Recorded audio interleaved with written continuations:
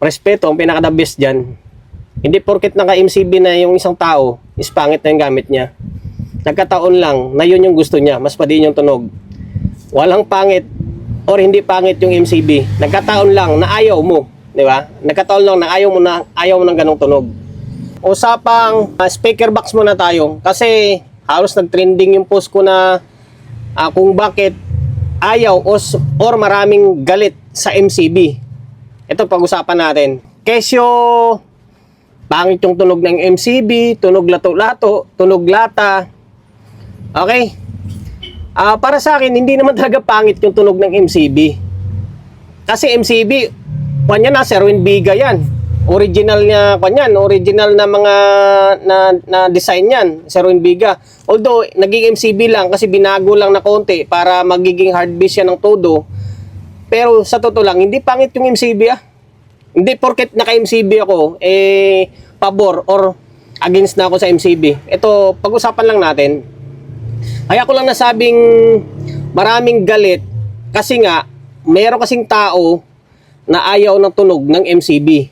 Diba, yung MCB, mas matigas yung tunog niya. Compare mo sa ibang mga soundboxes na gumagapang yung tunog or sinasabi nilang long throw ang tunog. Kaya, kung pabor ka sa ganong tunog, di ba sabihin natin, yung gapang yung gusto mong tunog, tapos makarinig ka ng tunog ng MCB, siyempre, sabihin mo, pangit yan. Tunog lato-lato yan.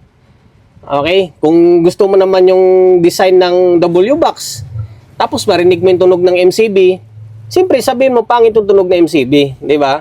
Sa totoo lang guys, walang pangit. Para sa akin na walang pangit. Sabihin mo, maganda akin. Pangit yun sa'yo. Kasi magiging vice versa yan eh. Yung sa isa naman, ganun din sasabihin niya. Pangit sa'yo, maganda yun sa kanya, di ba? Nasa pandinig at sa kagustuhan na tunog natin yan. Di ba? Nasa gusto o sa kagustuhan natin na tunog. Depende yan. Kung gusto mo ng hard bass or gusto mo ng tunog na MCB, di sa MCB ka. Kung gusto mo ng malambot na tunog or gapang na tunog, hindi, ayaw mo talaga ng MCB. Sabi natin, magiging subscope ka, ano pa ba ibang mga tunog na gapang, L-ported ka, di ba? Ang pinaka-the best na punto doon or the main point is respeto na lang, di ba? Respeto.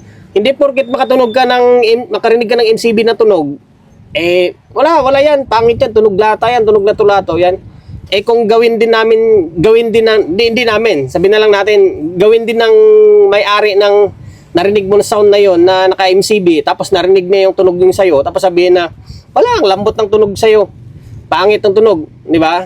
Ano maging reaction mo? Hindi talaga magkakasundo yan, kasi nga, may kanya-kanya tayong panlasa or may kanya-kanya tayong gusto pagdating sa tunog. Okay, sabihin na lang natin kung bakit yung MCB ng Iloilo is more on todo bass siya, yung matigas na tunog. Kasi nga, double purpose kasi siya eh. Ginagamit sa throat pang disco, hindi ginagamit siya sa mga upas or sa mga battle na competition, di ba? Kaya, more on diin yung tunog niya. Di ba? Kung nag-i-event ka ng mga pro setup, ba't ka gagamit ng madiin na tunog, di ba? Siyempre, yung gapang na tunog yung gagamitin mo. Kaya, ang pinaka-the best dyan is respeto talaga. Wala tayong hate. Love lang, ika nga. Diba? Respetuhan lang naman tayo eh. Kung sa MCB ka, di sa MCB ka. Kung sa L-ported ka, sa L-ported ka. Kung ano mang boxes or speaker box na meron ka dyan, edi, yun yung gusto mo eh. Pero wag mo laitin yung isa. Diba? Wag mo laitin yung isa. Lalo na, ito sa mga tao rito sa yung kultura ng Iloilo, kultura ng Ilonggo, or Visayas man yan, or Mindanao, tapos yung mga taga dito sa Luzon, ayaw talaga nila na yung MCB. May mga gumagamit ng MCB dito, pero mga probinsyano din. Kesyo, tunog lato-lato, kesyo ganito. Hindi nagkataon lang na yun yung gusto ng tao na gumagamit na yun. Gusto niya ng ganong tunog, yung mas madiin, or mas, yung, ano tawag yan, yung, more on, ano tawag yan, yung matigas na tunog. Di ba? Kung ayaw mo sa ganong tunog niya, sige nga, pagtabihin nyo. Magtabi kayo, yung sound niya, tapos sound mo. Pagtabihin nyo.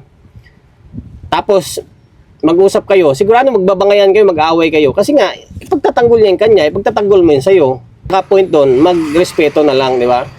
Huwag mo nang banatan yung MCB. Di ba? Huwag mo nang banatan yung MCB.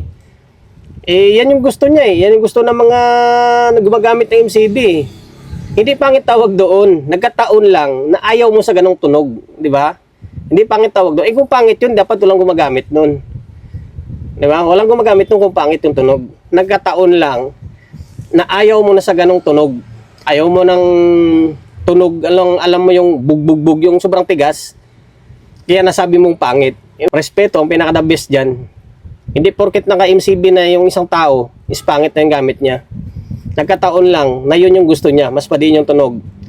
Walang pangit or hindi pangit yung MCB. Nagkataon lang na ayaw mo, di ba? Nagkataon lang na ayaw mo ng ganong tunog. Okay?